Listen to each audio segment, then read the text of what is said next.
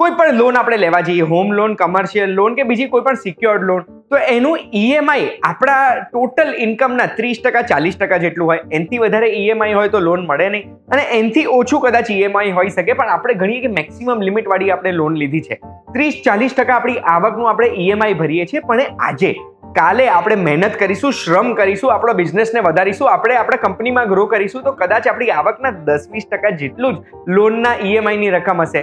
કારણ કે ઈએમઆઈ એની એ રહેવાની, આવક તો વધવાની. તો પછી સવાલ એ થાય છે કે શું આપણે લોન વહેલી બંધ કરી દેવી જોઈએ કે પછી ચાલુ રાખવી જોઈએ?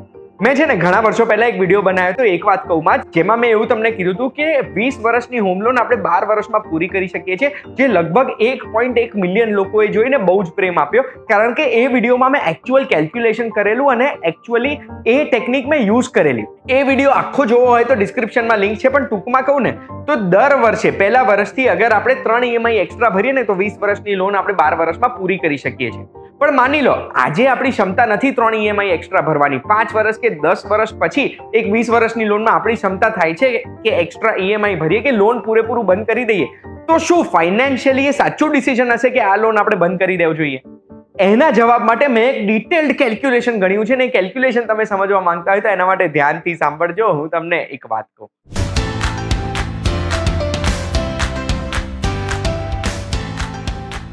એક વાત કહું, આપનું સ્વાગત છે. મારું નામ છે ગુંજ ઠક્કર, અને માની લો ઉદાહરણ માટે આપણે 50 લાખ રૂપિયાની લોન કરાવીએ છીએ આપણા ઘર ઉપર, ઓફિસ ઉપર કે કોઈ પણ પ્રોપર્ટી ઉપર. હવે આ 50 લાખ રૂપિયાની લોન આપણે લઈએ છીએ 20 વર્ષ માટે, અને હમણાં વ્યાજદર ઘટ્યા છે એટલે ઓછો વ્યાજદર ગણું, 8.75% આપણો વ્યાજદર છે. તો આપણો હફતો કેટલો આવશે? 44,186 રૂપિયા દર મહિને આપણે હફતો ભરવાનો આવશે 20 વર્ષ માટે આ લોન પૂરી કરવા માટે. 20 વર્ષ પછી ટોટલ મારીશું તો આપણે ટોટલ પે કર્યા છે 1,06 લાખ રૂપિયા 50 લાખની સામે. એટલે આપણે ટોટલ વ્યાજ કેટલું ભર્યું? 56 લાખ રૂપિયા. દર વર્ષે અપ્રોક્સિમેટલી આપણે ભરી રહ્યા છે 5,30,000 રૂપિયા.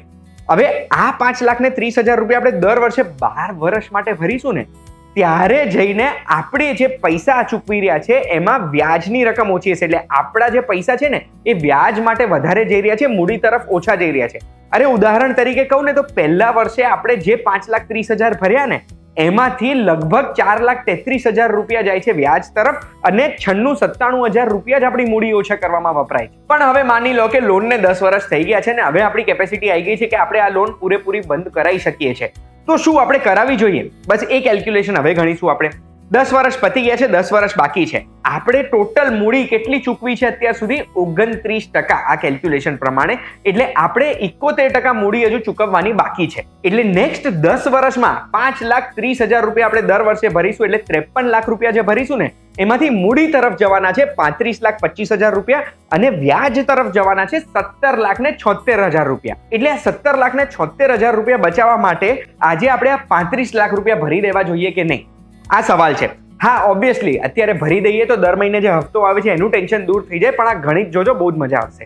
હવે માની લો આ 35 લાખ રૂપિયાની સગવડ આપણી જોડે થઈ ગઈ છે, આપણે ભરી દેવા માંગીએ છીએ. પણ આપણે આ લોનમાં ના ભરીને આ 35 લાખ રૂપિયા જો આપણા સેવિંગ્સ એકાઉન્ટમાં પડ્યા રાખીએ ને, કશું જ નથી કરતા, બસ પડ્યા રાખ્યા છે, તો સેવિંગ્સ એકાઉન્ટમાં 4% જેટલું વ્યાજ મળતું હોય છે. 4% લેખે બી આપણને 10 વર્ષમાં 17,30,000 રૂપિયા તો વ્યાજ મળી જશે. એનો મતલબ એ છે કે આ પૈસા આપણે આપણા અકાઉન્ટમાં પડ્યા રાખ્યા ને તો પણ જેટલું વ્યાજ આપણે બચાવવાના હતા એટલું જ વ્યાજ આપણને મળી ગયું ને, એ બી સેવિંગ્સ એકાઉન્ટમાં.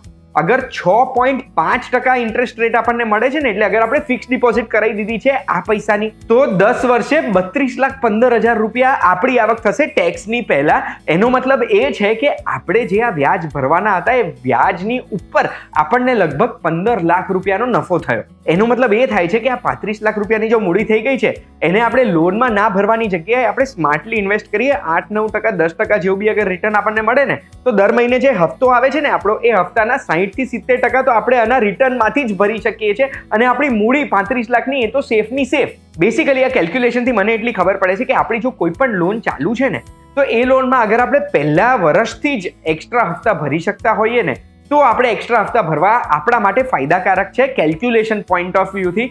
પણ જો અગર 5-10 વર્ષ નીકળી ગયા છે એ લોનને, તો હવે મૂડીનો જ ભાગ રહ્યો છે. વ્યાજ તો આપણે બધું ચૂકવીને બેઠા છે, એટલે મૂડી અત્યારે ચૂકવી દઈશું તો એનો કોઈ ફાયદો આર્થિક રીતે નથી થતો.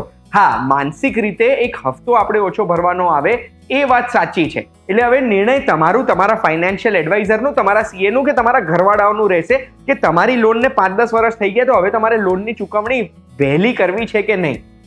આ વિડીયોના માધ્યમથી મારું કામ હતું તમને ગણિત સમજાવું. ડિસિઝન તમારે જાતે લેવાનું રહેશે. આ ગણિત જો તમે સમજી ગયા હોય બહુ જ સરળતાથી, તો બસ એક લાઇક બટન દબાવતા જજો. અને આવી જ માહિતી માટે એક વાત કહું, જોતા રહેજો, આપણે ફરી મળીશું.